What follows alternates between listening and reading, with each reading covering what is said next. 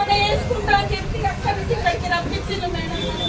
నేను ఒక మహిళని, అందరూ ఒక్క మాట దయచేసి అధ్యక్షురాన్ని. నేను మస్తు చాలా కష్టపడ్డాను, చాలా సంవత్సరాలు అయితే నేను కష్టపడబట్టి. నేను మహిళలకు అండగా ఉంటూ అక్కడ కష్టపడుతున్నా. నేను ఒక మహిళను అడిగిన, ఎవరు మొగోళ్ళు వచ్చినా నా భార్యకి అని అడిగిన టికెట్లు, కానీ నేను సొంతంగా నేను నిల్చుంటా, నా వార్డు సమస్యలకు నేను పరిష్కారం చేసుకుంటాను వచ్చి ఒక టౌన్ అధ్యక్షురాలు అడిగితే టికెట్ ఇవ్వకపోవడం ఇది ఏంది సార్ నాకు చెప్పండి. కన్ఫర్మ్ నిన్న నైట్ దాకా కూడా కన్ఫర్మ్ అయింది సార్ నాది. మార్నింగ్ ఎట్లా చేంజ్ చేస్తారు సార్ చెప్పు. 8:30 కూడా నన్నయ్య ఫోన్ చేసి రమ్మని చెప్పిండు, బీఫామ్ తీసుకోపో అని చెప్పి. ఆడ 2 గంటలే సార్ మేము కూర్చొని. ఇప్పుడేమో నా చేతులు ఏం లేదు, మీ నరసింహారావు చేతులు ఉంది అని మాట్లాడుతున్నారు.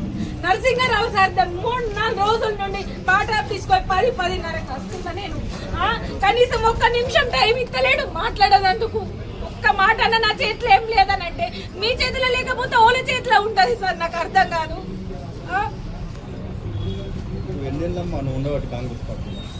5 సంవత్సరాల కంటే ఎక్కువ అవుతుంది సార్. నేను ఆటో అప్పని చెల్లి కూడా వార్డులో ప్రచారం చేసిన నేను నరసింహారావు. మాది మెట్పల్లి 24వ వార్డు సార్.